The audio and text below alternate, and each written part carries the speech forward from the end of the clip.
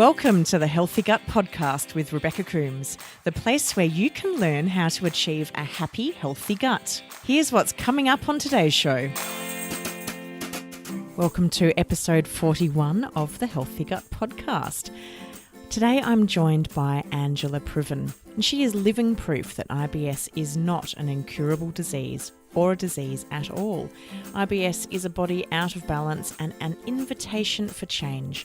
After solving her own IBS mystery more than a decade ago, Angela trained as a health coach to help others using both science and intuition to help people rebalance their digestion. She works with lab tests, dietary changes, supplementation, and the nervous system. Angela specialises in helping people with SIBO, as she's found that it's the major root cause of IBS. After years of working with SIBO clients and studying the topic, Angela found herself with a raging SIBO overgrowth and had to learn to conquer SIBO from the inside out. She's gained so much valuable insight from the emotional experience of having SIBO, and she managed to eradicate her overgrowth in 6 weeks. And today she shares with us what she's learnt along the way, including her discovery of the IBS personality. I hope you enjoy today's episode. Welcome to the Healthy Gut Podcast, Angela Privin. It's really wonderful to have you here today. Thank you so much, Rebecca. It's such a pleasure to be here. And we connected with each other actually when I was in the US in early 2017, and I had the pleasure of coming on to do a live kind of recording with you and your community. So it's really lovely to have you on my show today and having you tell your incredible story with my listeners. So let's get started, and I'd love for you to talk about your own journey with your own digestive health experience, and also the fact that you are a digestive health coach, which is fascinating, and where that's taken you and your experience with your own personal digestive health. Great. Okay. So I guess my story really begins when I was a small child, and you could see the beginnings of sort of some digestive imbalance and the fact that I was just allergic to everything. I was allergic to my own dog, I was allergic to trees and dust and ragweed and pollen, and just had some severe allergy issues, which I was given lots and lots of steroids for. And then fast forward to when I was a young adult and I got Lyme disease. And I was given just a regular treatment of antibiotics, and they didn't work. And then I had 3 weeks of intravenous antibiotics, so I had a shunt in my vein and had to put a bag of antibiotics in my body for 3 weeks. That was a lot of antibiotics, but it worked for the Lyme disease. And no one told me about probiotics or really any self-care. I was just someone who didn't think about health. I had the allergies and, I would get sick a lot, but never really thought about health, never really had any major health or digestive issues. But the antibiotics really, I think, set up the story for that, set up the IBS to happen that about 5 years later. But meanwhile, I was living in New York City. I was living a very high stress, high pressure lifestyle, not a good diet, lots of drinking, smoking, staying up late, partying, the thing that 20-year-olds do. And at the very end of my 20s, I started having digestive issues, and I went to the doctor, and they just sort of shrugged their shoulders, and they said, well, it's IBS and it's incurable. So sorry, there's really nothing we can do for you. And, this is my regular doctor. So I went to the GI, and they had nothing to do for me either. And I thought, well, what did they teach you in medical school? So I was really very much on my own at that point, and I didn't know what to do. I think I gave up coffee and I gave up orange juice, and there's no real internet at that time. This was over 20 years ago. So I just kind of went on with my life. But at one point, I just realized that things were getting worse, that I really needed to leave New York City. I really needed to make a change and move somewhere healthier. And I went on vacation to San Francisco, and when I saw it here, I just knew this is where I needed to be. So I moved here, and that's when I started my healing journey, and it was my self-healing journey. And I remember just the internet was kind of starting right then, and I remember Googling stuff and finding everyone was talking about Candida at that point on the internet. So I thought, okay, well, I have Candida. So I did a self-Candida cleanse, and it made me a little bit better and a little bit worse. Didn't really work. And I just sort of dropped it and just went on with my life. But when things got really, really bad, I went on the birth control pill, and things just went from manageably bad to just like ridiculously bad. I got very depressed. I went on antidepressants. It got so bad, though, it really motivated me to get very, very serious. So I just spent really the next 4 years trying everything. I tried naturopathy, so I saw a couple naturopaths. I tried homeopathy, I tried therapy, I tried body work, acupuncture, chiropractic, I did Ayurveda, and yoga, and then I finally settled on the raw food diet, because that was another thing that was all over the internet at the time, and people claimed it healed IBS. So I was doing that for a while, and things were really getting much, much worse. And I couldn't really understand why, and I wasn't listening to my body at the time. I just kind of believed what I read on the internet, and I just kept doing it. At one point I just had to admit, nothing I did worked at all. And so at that point I just surrendered, and I thought, well, maybe it really is in my head, and maybe I just need to start working on my head and my mindset and my emotions. And I signed up for this meditation retreat at this raw food retreat center in Arizona.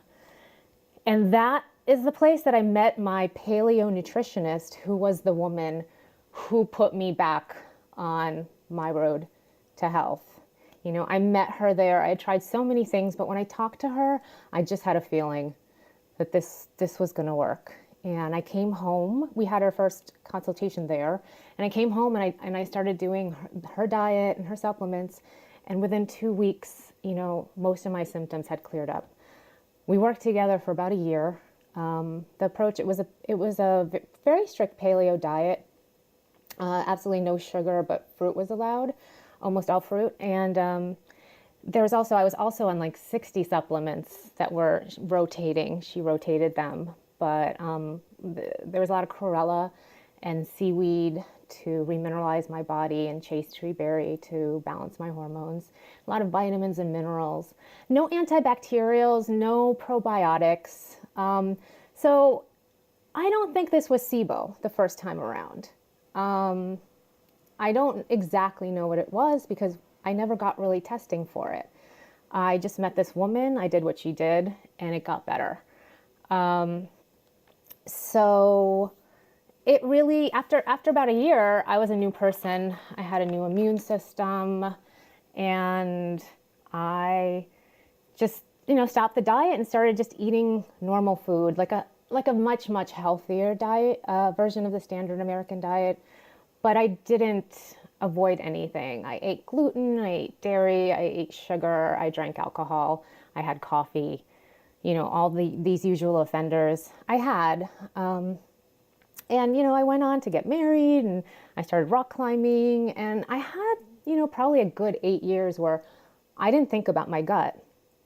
I just want to rewind, though, a little bit and just point out that the first 6 months between stopping the program and sort of realizing that I was healthy, that was a tough emotional time, because there was a lot of anxiety and a lot of doubt about, well, is this just going to come back? I'm just eating regular food. I'm not taking any supplements at all. Is this just going to come back? What was it to begin with? And I would feel kind of weird during that time. I wasn't like 100%. And so there were definitely things triggering my worrying. But I just remember like 6 months in having this thought, like, I am healthy. I'm totally fine. There's nothing wrong with me. And from that moment on, I felt like 50% better and just continued on the next 8 years of my life, not thinking about my gut. Just kind of a miracle and a blessing. But definitely, you know, I did a lot of hard work to get there. But what happened after those 8 years is I decided, I've always was interested after that. This is such an important experience in my life. I was always interested in digestive health, was reading about it. I would talk to people about it, you know, sort of just helping friends out. So I decided to become a digestive health coach. I was so excited about that, and went to health coaching school and started my business and my website, and just, you know, started blogging and the social media and clients, and it was just a lot. And I was working so hard. It was very emotional, very stressful. And about 6 months in, I crashed, and it was my adrenals. And so I kind of pulled back, started fixing those, but kind of ever since then have been, you know, a little less energetic than I used to. So it was just really kind of managing my adrenals. So I, you know, 5 years into health coaching, I'm learning a lot about SIBO. It seems I work primarily with people with IBS, and it just seems like, I don't know, like 85% of my clients have SIBO, and it seems like this is the underlying cause of IBS with most people.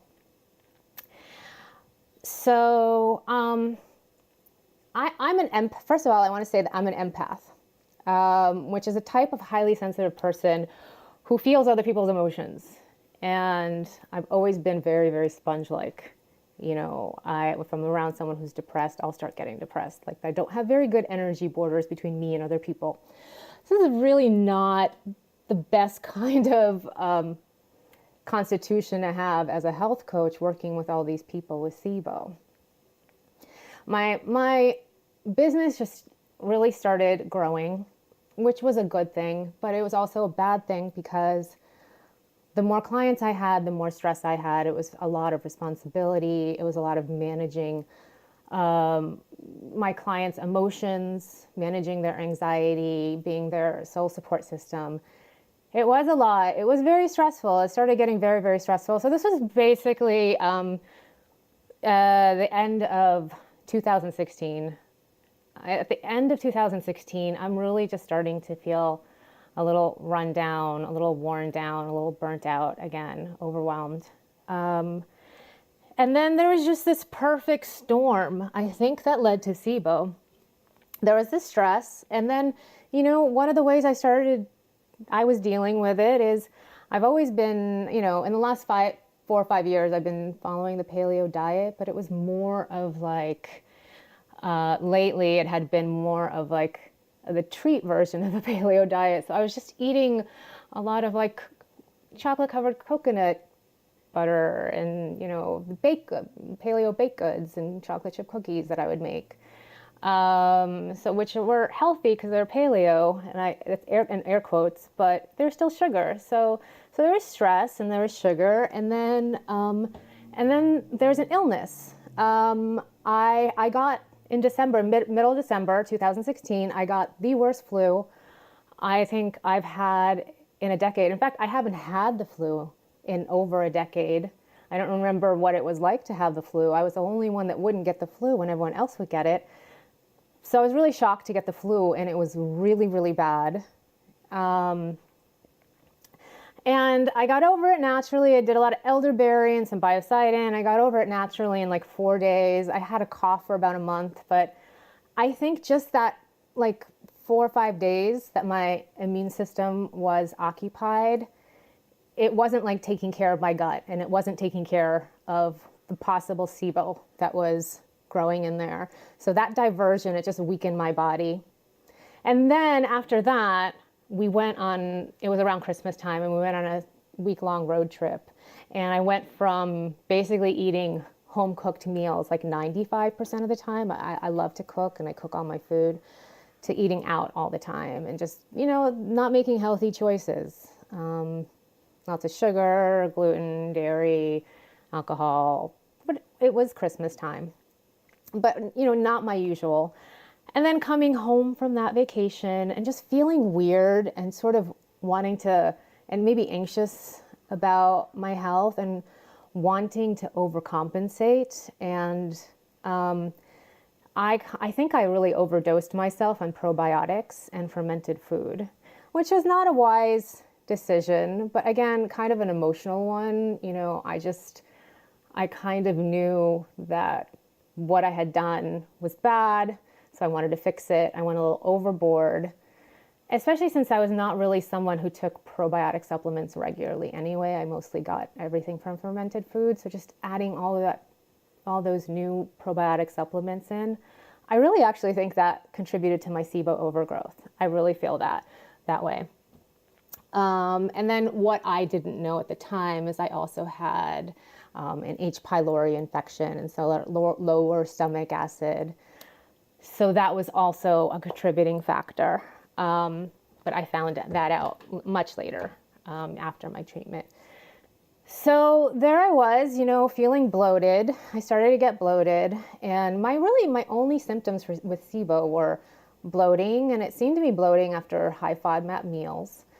And I said, wait a minute, and then some brain fog, which is actually not too bad. If those were only two symptoms. And I still was in denial that I could possibly have SIBO because I was the digestive health coach. I was the expert who took care of herself and knew how to take care of her gut. And this couldn't happen to me. That would be too weird. And also just, I didn't want to have it. I was afraid of it, so I took a test called the organic acids test. I didn't want to take the SIBO test, even though it was at my access. I took this organic acids test and it came back positive for Candida. And then the way it was interpreted, it's not a SIBO test, but you can interpret it for a possible SIBO overgrowth. So after that came back, I just did it. I ordered myself a lactulose breath test, and I thought to myself, well, let's rule this out. And it came back, to my surprise, to my shock, positive for hydrogen, but it was really kind of off the charts positive for hydrogen. And, I've seen a lot of SIBO tests, and mine was the highest I'd ever seen. So that did a number on my head, and I didn't really understand how this happened or what it meant.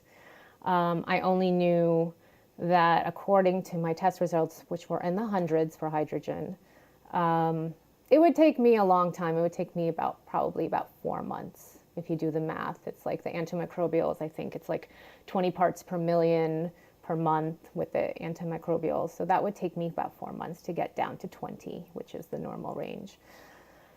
So obviously it was crazy and emotional, but I weirdly had a very good attitude about it, because I thought to myself, well, I know SIBO. I understand SIBO. I know what to do with SIBO. And if anybody can do this, I can. So I just had this very sort of positive attitude, and it was almost a curiosity of seeing, well, what's this process going to be like, and what can I learn from it, and what can I take away from it to help people? I'm sure this is going to be useful in some way. So I had this really weirdly positive attitude. And then, of course, there was a lot of anxiety as well. But I think the positivity sort of won over the anxiety. It was the louder voice.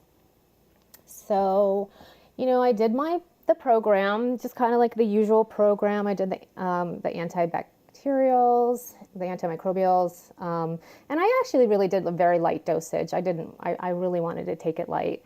And I did probiotics the whole time, and I did a prokinetic, and I did a digestive enzyme, and I ate a low FODMAP diet.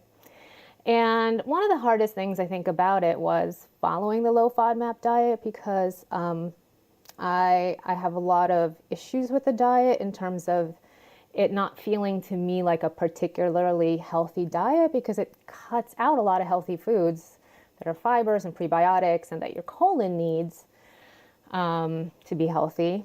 So what I would tell myself is, this is just temporary. This is not forever. This is not a forever diet. This is a temporary diet. And just telling myself that it was not forever just also kind of helped me with my emotions and resistance around the diet. And I was able to embrace it.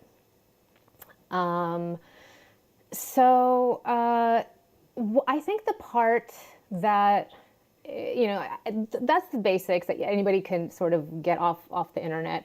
But what I did for myself, just intuitively, which I think was an important part of it, was some really radical self-care. The SIBO told me that something I was doing in my life was not working for me. And I really felt like it was around my business and how I worked with my clients. So I did something really drastic. I actually referred all of my clients out to other naturopaths and functional medical practitioners who specialize in SIBO. I mean, these are my colleagues who I learned from and highly respect, and I knew that they would be in good hands. So I did that, and I just stopped coaching. And I actually gave myself, I said 6 weeks to do nothing. And I gave myself permission. And during that time, I did some acupuncture and some sauna just for the detox, to handle the detox. And I practiced Qigong, which is a practice I've been doing for about 8 years, and breathing exercises while laying down, a lot of resting, walking my dog about 5 miles a day in the fresh air, cooking and experimenting with low FODMAP recipes. And I started aqua aerobics for fun about once a week.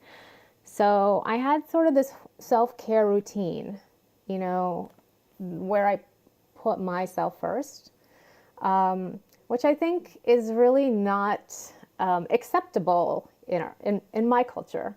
I live in San Francisco. It's all about ambition and accomplishment. And I was just kind of loafing off. But it was very important to me to I'm either 100% all in, or I'm just half-assing it. And I didn't want to half-ass it. I just wanted to just go hard on my self-care. And that's what I did. And so the miracle is that I was able to clear SIBO in 6 weeks. That was kind of I wanted to test myself at the 8-week mark. So I stopped everything that I was taking at the 6-week mark, gave myself a 2-week break, took the test at the 8-week mark, and was actually again shocked to find that it came back completely normal. So it was wonderful that it worked, and it was a confirmation to myself that everything I learned did work, and that how much taking care of myself paid off. However, I wasn't feeling wonderful at this point. And something still felt like it was a little bit off. And I was wondering what it was. And just by intuition, I decided to give myself an H. pylori test. Simply because I've had it in the past, and I had it and got rid of it, probably like a year or two before. So I took the test, and again, expected it to come back negative, and it came back positive. And that was really, really hard for me, because at that point, as opposed to SIBO, where I said, I got this, when I got this H. pylori result, I said to myself, oh my God, is this never going to end? And I think that thought was so damaging. It's just a simple thought, right? You don't think how much power could just one thought have? But I think it really set the tone for my experience of healing H. pylori, because H. pylori doesn't really require a diet. It's just antimicrobials or antibiotics to deal with it. And I'm much more of the natural route. So I just did the natural, I did Matula tea, and I also did mastic gum and bismuth and various, and some turmeric, and so various supplements that would naturally kill it. And, it was much harder. I just finished yesterday. I just finished my 30-day course yesterday. But I have to say the last month has been so much harder than treating SIBO was, because I think I did not have the right attitude. I was tired. I was over it. I was annoyed. I was just a little scared that, even if I did get rid of H. pylori, it might just come back again. So almost kind of a little defeated. And, I also was aware of all this and have been working on these things also in the process. And, right now my status, 2 weeks with 2 months SIBO free. Still on the low FODMAP diet, going to do it for 1 more month. It's kind of insurance that it doesn't come back. I'm going to start reintroducing. Can't wait to start eating garlic and onions again. I miss them terribly. And my beloved cauliflower. I'm not going to start with the sugar again. I think I can do another year without sugar. I really just do not need that in my diet. And I happily... I'm feeling kind of fat adapted right now. I just eat a lot of good fats and good proteins and nice veggies. So I'm just kind of happy with kind of the low sugar, low carb status of my diet. But I'm feeling pretty good. My energy's good. My mood's good. Everything's sort of done and behind me. And I'm just looking forward to ending the low FODMAP diet kind of around my birthday, where I take a little birthday trip and have some fun. So yeah, kind of a happy ending to the story. And I think it's really, really thank you for sharing that whole experience, because I'm sure that my listeners can really relate to that. And when you talk about, starting out as a young person with a lot of allergies and that whole progression that you've gone through to get to where you are today, it really is quite an incredible evolution that we often have to go through when it comes to returning ourselves to health. And I know that this is something that we've talked about outside of this podcast interview, where we talk about the gateway to transformation. And I think it's very powerful that you were a digestive health coach that hadn't had SIBO, but you'd had your own digestive issues, but you hadn't technically had SIBO, or not that you knew of it anyway, and that you've then had to go through this, because it then makes it so much more, I think, powerful when any practitioner or allied health professional experiences it firsthand, because then they know exactly what their clients or patients are going through. Yeah, absolutely. That was the thing that I could never read from a book or a blog or learn from any expert, is that experiential, emotional experience of going through it. So I just can connect so much better with the client, and, this experience of, that I see, but that I actually had to feel myself, of this fear of food that comes with this sort of diagnosis, right? My oat test was, telling me that I had problems with, histamines and, all sorts of different foods, where if I just kind of cut everything out, then I would just not be able to eat anything. And, food sort of becomes the enemy, and then you have to eat. And it's a problem. It's more of a problem than a help with this, having this adverse relationship with food. So I experienced it too, this fear of food. But you know what? Because I'd seen it so much in clients and because I'd coached so many clients through that, I was almost like could recognize it in myself and just kind of shut it down.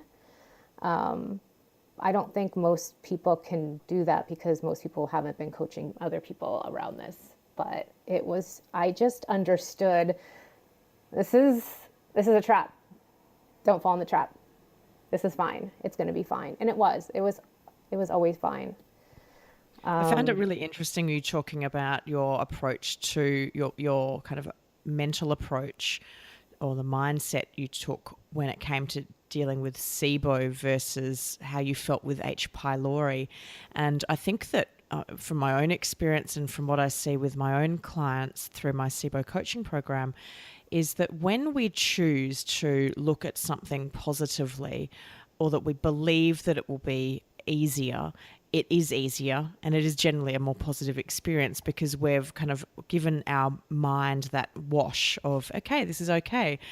When we approach it with fear, trepidation, we start going, oh, this is going to be so hard. I'm going to be sick for so long. It's going to be months and months that I'm doing this treatment. I think we can sometimes, make that become our reality because that's all we're saying to ourselves. And I'd love for you to just talk around that mindset piece and how you feel that shaped your SIBO treatment versus your H. pylori treatment. And I've got to say, to hear that you came back negative after such a short period of time with the treatment, which technically, most of the docs would say, well, that technically shouldn't happen because we know on average most people will have about a 20 part per million reduction per round of treatment. For you to go in the hundreds to down to a clear SIBO test in such a short period of time is actually incredible. It's miraculous. I know.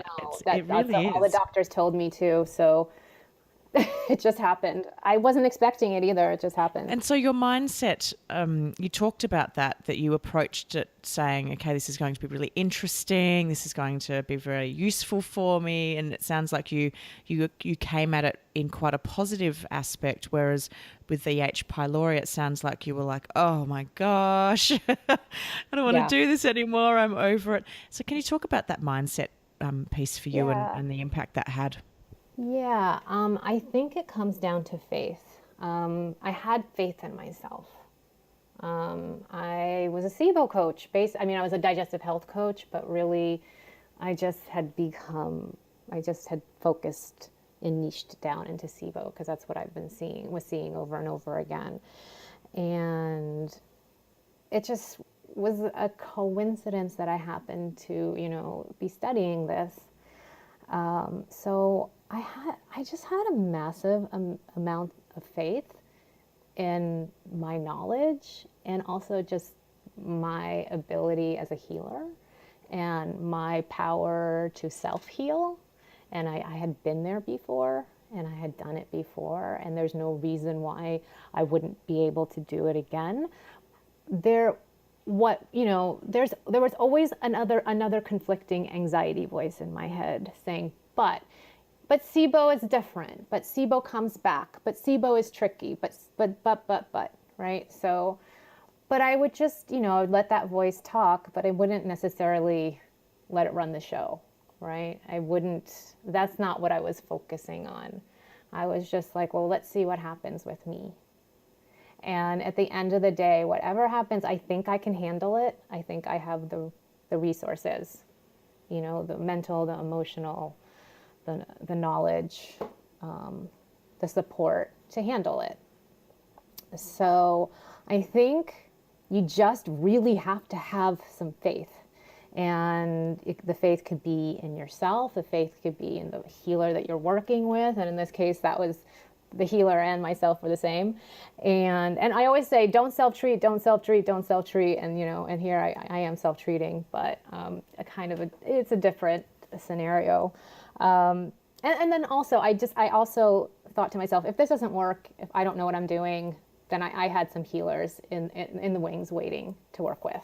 I had a plan B.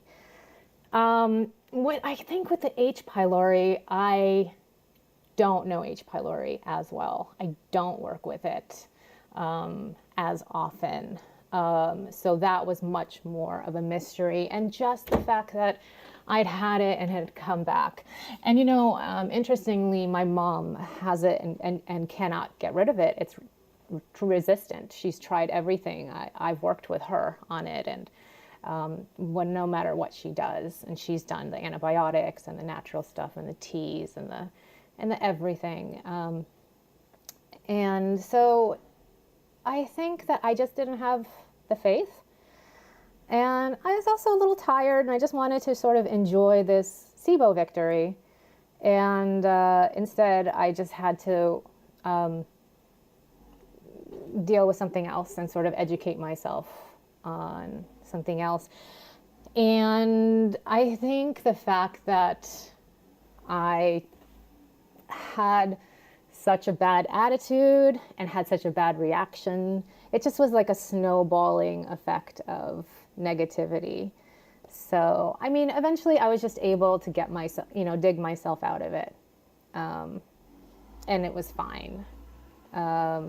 Did you have any techniques that you used that, I'm sure there are plenty of people listening thinking, oh gosh, I'm in that zone. I'm finding it really hard and my internal chatter is pretty negative. How did you kind of pull yourself out from feeling really down?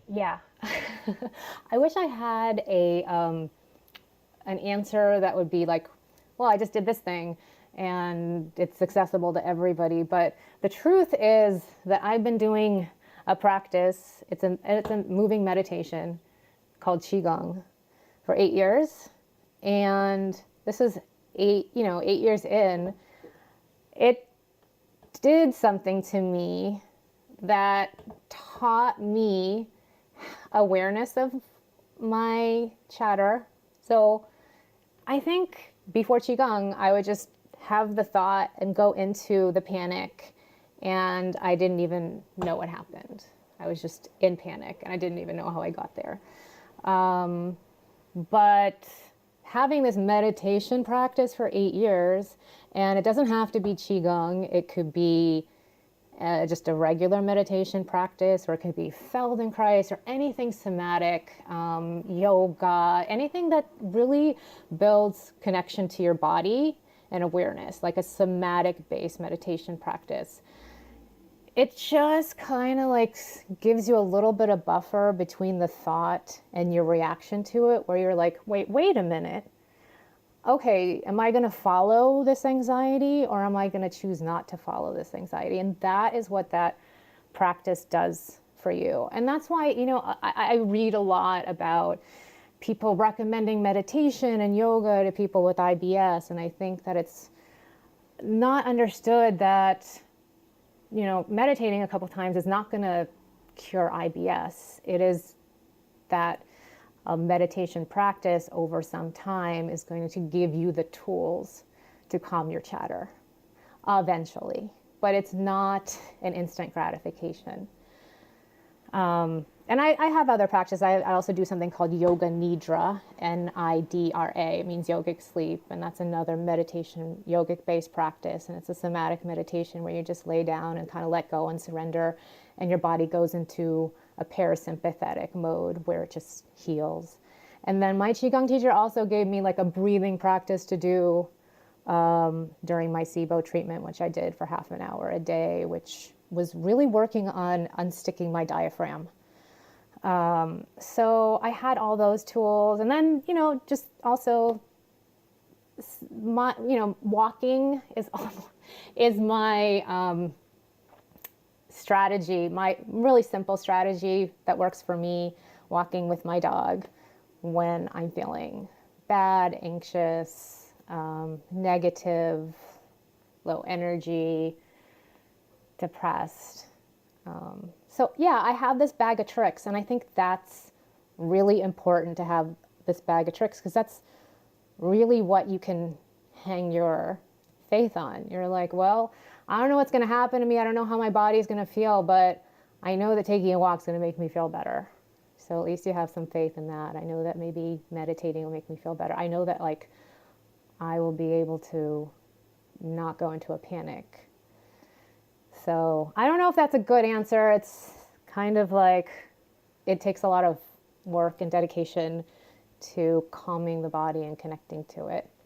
To And I think really, that there's no right or wrong. I think it's about what works for you as an individual and finding supportive practices, be it walking, breathing, yoga, meditation, qigong, whatever it is, um, bringing that into your daily or weekly routine is all. It's about being supportive to the system. And I think that for many people that are well into their experience with something like SIBO, it's often this transformation. And I do want to touch on personality types, because you and I have had a very interesting conversation about this, which I'd love to share with the listeners.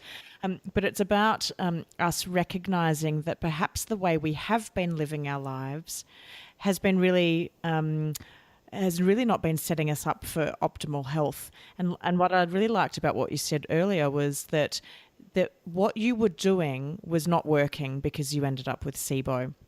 And I can now look at that as well and go, how I was living my life was not working for me because I was in a really bad way. And so now I look at my life and go, how do I set myself up for success rather than failure? And I'm not perfect every day, but I'm definitely working at it. Well, I'm incorporating it into my daily life now, whereas I never, ever, ever did before. And what I particularly like about walking is it's free and you can do it no matter how sick you're feeling, even if all you can do is walk out to the street and come back inside. You've done some form of movement. And when I'm feeling, if I ever go into those kind of anxiety states, walking I think is really powerful because you're actually moving. And so that extra cortisol and all of the stress hormones that are flooding your system when you're going into an anxiety moment can often really help be moved through the body by just yep. the simple act of moving the body. So Mm-hmm. I love walking, particularly if you've got an animal to walk. I don't have a fur baby in my life at the moment, but whenever I can look after a friend's dog, I love having them there to walk. It makes walking so enjoyable with a little fur person with you. Yes. I like that for a person. Yeah. And we are their human slaves. Yes, absolutely. um, let's talk about personality types because you're seeing a trend with us SIBOers and the types of personalities that we are. Yes, yeah.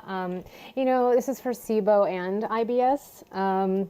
But I discovered, early on into my work, this pattern that I both recognized in myself, so I am included, and every single person that I worked with, and I would make a point of asking everyone, do you relate to this? Just to test my hypothesis. And absolutely every time people said, yes, of course I do, or how did you know that about me? Or they really saw themselves in these traits. And I think it's really interesting that there is an IBS personality. So, what does that tell you about how much of this could be a partially personality?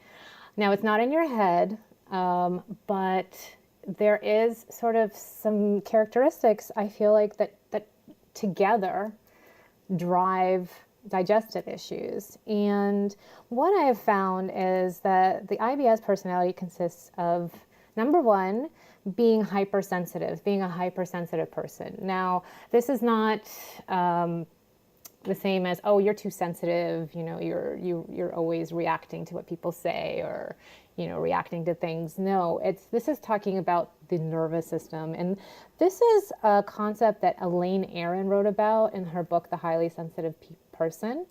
And we are about 15 to 20% of the population, so we're in a minority. And I actually think it's very interesting that that also correlates with how many people are estimated to have IBS, which is also 15 to 20% of the population. So I think that's an interesting coincidence. I don't know if it's just a coincidence or not, but it's something that I just noted.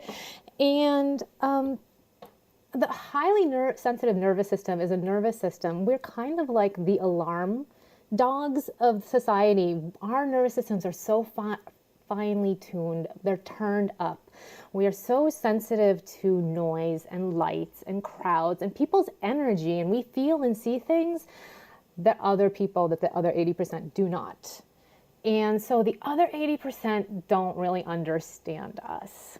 They don't understand why we walk into a party and get overwhelmed by the crowds and the lights and the music, or react to foods, or just are so reactive and sensitive and pick up so much. And this is the way the nervous system is wired. Everything is turned up really high, and you just have to understand and accept, this is my nervous system. My nervous system needs extra care. I can't live like the rest of society and work myself to death and drink a lot and eat a lot of junk and deal with a lot of stress without my body breaking down. You might see other people doing that, chugging along. You can't do it because your nervous system can't handle the same kind of input. It needs to discharge. So highly sensitive people, it's like no one gave you a manual for your nervous system, and you sort of have to figure it out. And reading this book, I highly recommend it because it sort of explains, the quirks that you've always had, and that's just a function of your nervous system, being like easily frightened, or, not liking crowds, or, a bunch of like quirky stuff that you just never really thought about being attributed to your nervous system. And, you need a lot of rest. You need to be really kind to yourself. And you also have to know that for highly sensitive types, the mind and the body are even more closely connected than there are in the majority of the population, the other 80%.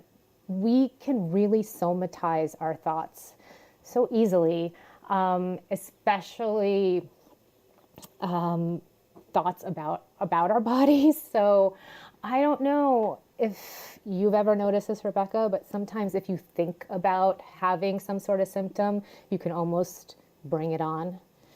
I particularly have had that, like lately I've had this experience, and I think this is like a perimenopause symptom where sometimes I just get a little bit dizzy, and it's scary.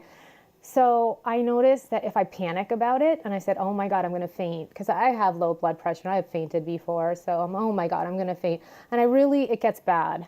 Or if I can just shut down the response and, that's that thing that happens. This is whatever. And it's just going to go away and I'm going to be fine, and just do some breathing and it goes away. So I can bring it on with my mind, and I can make it go away with my mind. And I actually practice this. In my life, and I just prove it to myself over and over again. And I think you can only believe it really works when you actually do it, and it actually works. So that's the hypersensitive nervous system. So that's number one. Number two is anxiety, an anxiety type or a fear type. So this is the hardest one, I think, because if you mix anxiety with a hypersensitive nervous system, that nervous system is like always in like high alert. It can never really relax. And it's kind of inflammatory, anxiety is kind of inflammatory to the system. So the remedy to anxiety is, again, developing faith in something, developing faith in yourself, developing faith in the universe, having that bag of tricks that we talked about of knowing how to calm down the body. Because sometimes just anxiety and tightly overloaded nervous system can go hand in hand. So just learning how to calm the nervous system, like just something like a hot bath, can be so soothing to anxiety. So, anxiety is a tough one because anxiety can be physical. It can come from some dysbiosis of your bacteria. It could come from not breathing fully. It can come from just listening to these thoughts that keep going on in your head and believing them. And the practice of always like being 10 steps ahead into the future, which is another thing that I've noticed about myself and the other people that I work with is, if we're just having my first session with someone and we're just talking about all the testing possibilities, they're already like positive for A, B, and C, and like, what are we going to do? And then what happens when it comes back?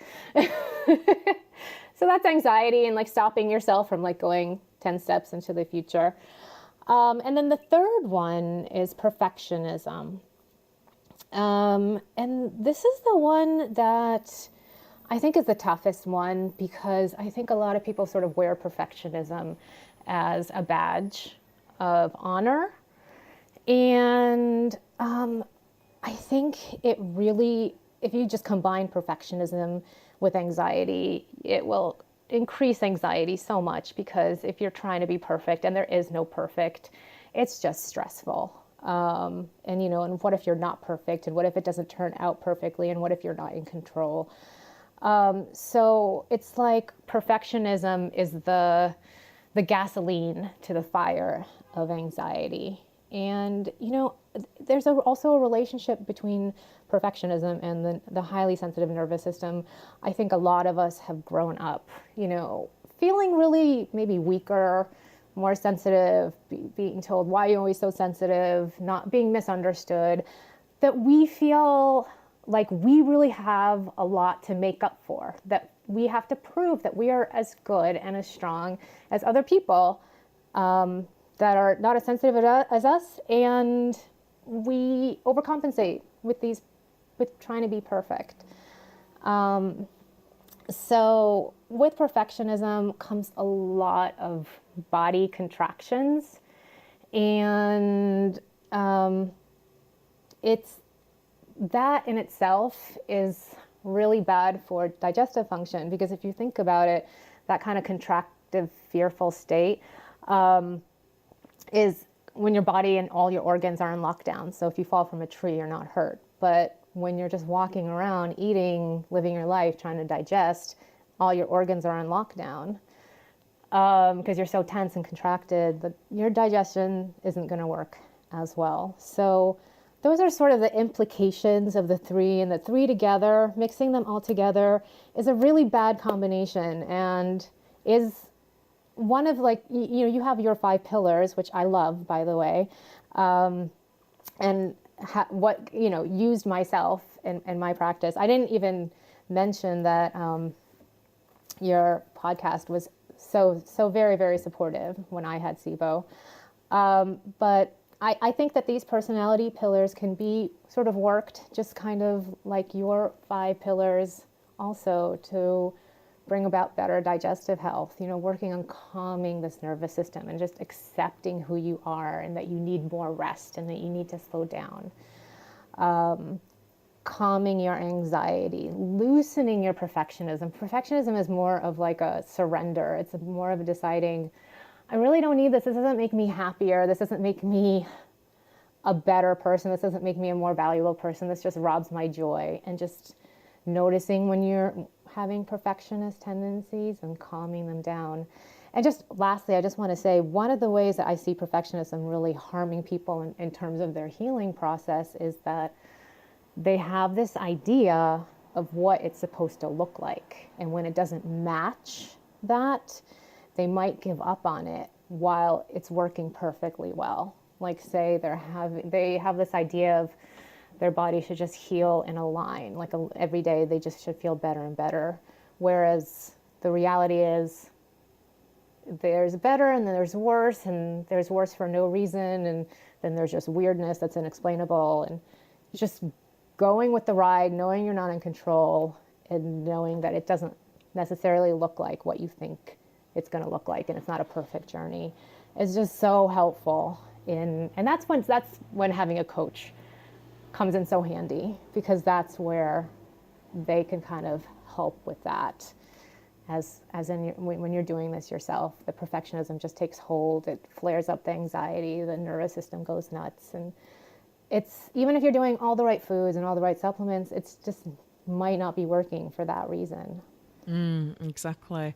And I've seen myself through, I'm in contact with people from all around the world every day who have SIBO. I'm getting beautiful emails from people or messages via social media, or they're calling me. And I love hearing from people. And I really have seen this trend for a personality type. And that is what you've described, in that we are the overachievers, we're the perfectionists, we have a bit of anxiety, which fuels perfectionism, like you say. And there was something that you mentioned earlier just about, sort of being all or nothing. And there's a lot of us that are all or nothing, and I have talked many times on the podcast about how I'll either be lying flat on the couch doing nothing and being a complete and utter sloth, or training for a triathlon, or doing 1,000,000 miles an hour, and there's no middle ground for me. And even to this point in time, I really am very conscious of it, but I drive myself insane at times with my perfectionism. I am a perfectionist through and through, and am always striving for bigger and better and greater things, and wanting things to be perfect. And it can be so tough when you're going through your SIBO journey, because it can often be the great unknown. And then when you've got that personality type, that can be very, very challenging. And when I got diagnosed with SIBO, the first thing out of my mouth was, what do I need to do this perfectly? And I'm going to do this the fastest, the quickest, the best way that's ever been done before in my practitioner's experience with her patients. And it was a real awakening for me at the 3-month mark, when I had decided at the beginning, it will only take me 3 months to get over this. And at 3 months, I wasn't over it. And I really had to just relax into the journey and stop trying to control everything, and just letting my body do its job. And that was about that point in time when my 5 key pillars to health started to develop, because I realized I needed to do so much more. And for anyone who's not sure of what they are, I'd recommend you go back to episode 1 of the podcast, because I go into them in a lot of detail. But it was all around awareness, nutrition, movement, mindset, and lifestyle. And until I started to address those things, and found them very supplementary and supportive to the medical treatment I was going through, it was only then that I really felt like I started to return to health. Because when I was just anxious about, okay, I've got to take my berberine at this time, and my Alimax at this time, and my oil of oregano at this time, and I was just focusing on the tablets and the pills and potions, and I wasn't thinking about me as a person and how I needed to calm down and I'll make room for health and recovery. And I hadn't allowed that room into my life before. Yeah, that's the missing piece. That's the advanced stuff, actually. The diet and the supplements. That's the foundational. That's the beginner stuff. And you have to get that worked out first. But then you have to move on to step 2, kind of like the graduate school of healing, and work on that missing piece of your life and your emotions and how you feel about yourself and your relationships and your habits. And this issue in your gut is as much of a reaction to maybe the bacteria and the inflammation as it is to how you feel about your life and yourself, and how you take care of yourself and value yourself and what you prioritize. I mean, this is an opportunity for soul searching, and it'll force you into transformation, because it's too uncomfortable not to.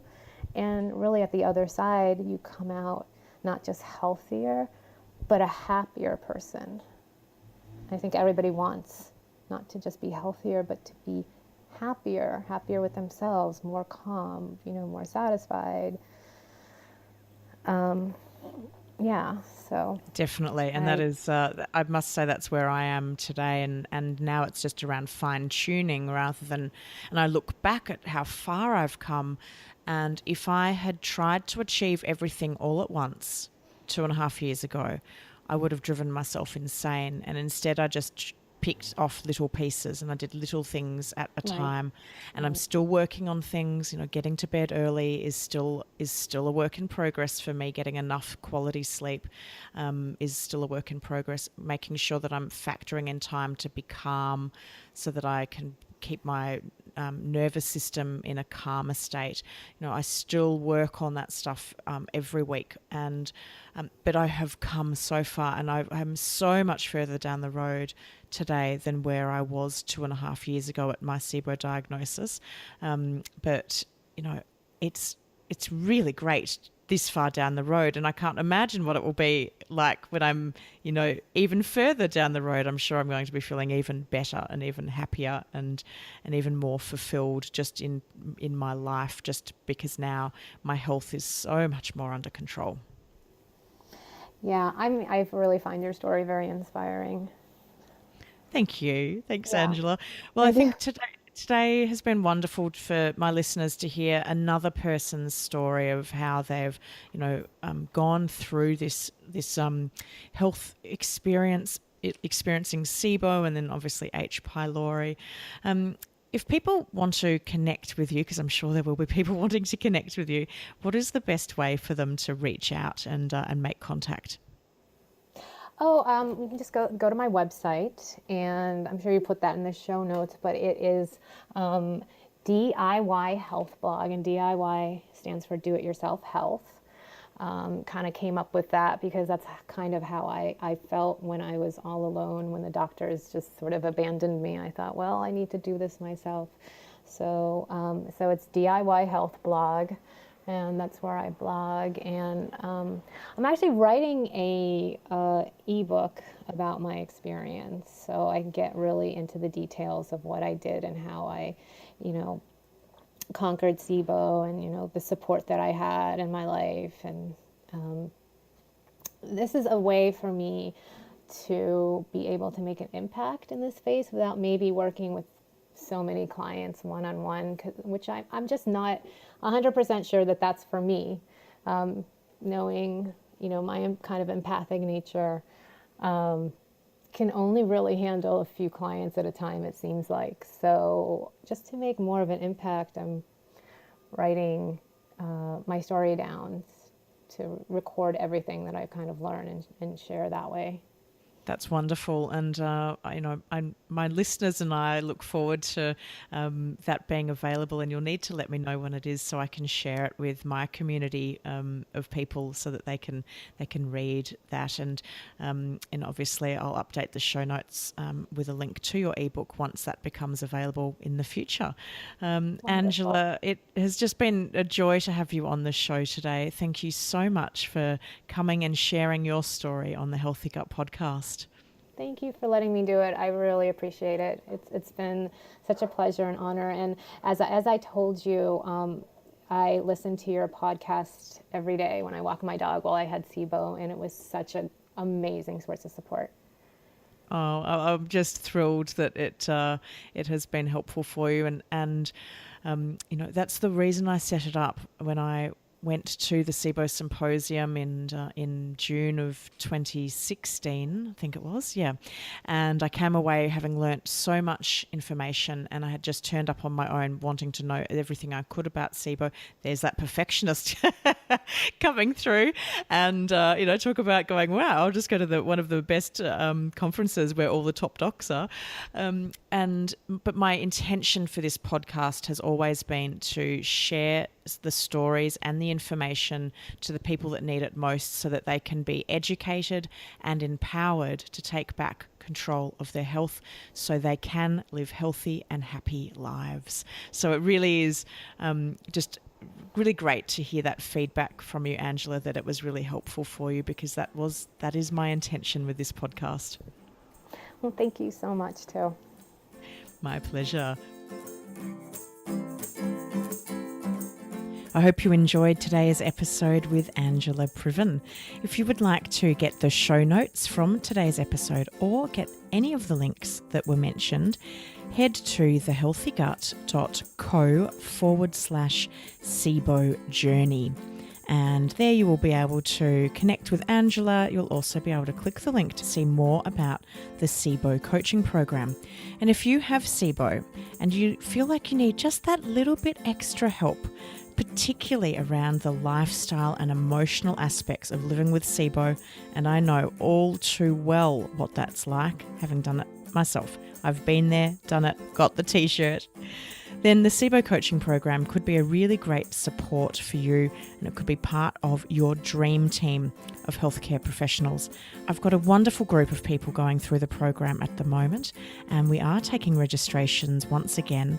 They have found it incredibly beneficial. Not only have they learnt more about their condition through our weekly webinars, and we have some amazing specialists coming in through the webinars to provide you with extra information about your condition, but they've also met other people just like themselves, so they no longer feel alone or isolated with this quite debilitating and often very painful and socially isolating condition.